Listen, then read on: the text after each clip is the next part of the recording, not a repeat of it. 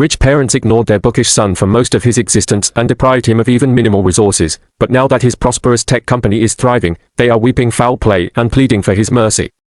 Hello, everyone. I'm using a one-off account because I don't want to crowd my primary profile.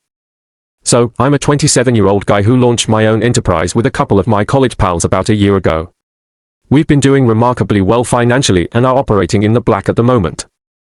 Not too long ago, I was stunned to receive a message from my long-estranged parents, who are both 54, and who have not reached out to me even once since I graduated.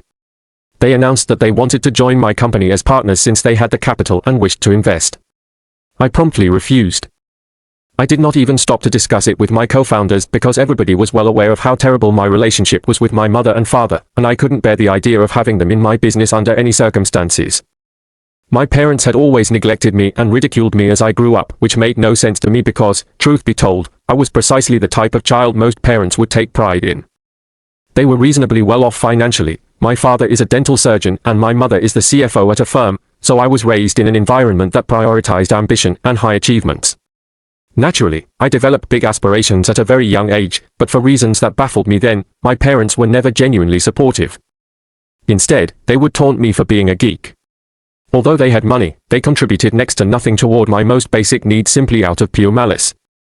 For the longest time, I had no clue why they harbored such dislike for me, until I discovered they secretly blamed me for not being able to achieve the level of stardom they had long yearned for.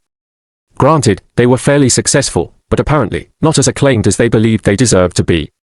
I gleaned this information during one of my vent sessions to my aunt, my father's younger sister who is now 46. She was the only one who ever showed me empathy when I was a teenager. She felt I was old enough by 16 to learn the hidden truth behind their odd hostility. They had never actually wanted a child, but succumbed to family pressures to have me. As a result, they firmly held that the time, resources, and energy they wasted on raising me should have gone into propelling their respective careers forward, presumably leading to the prominence they thought they deserved. Sadly, being saddled with me incited them to deal with me in the harshest ways imaginable, like endlessly criticizing me to make me feel perpetually unworthy. I characterize my childhood as seriously underprivileged from an emotional standpoint.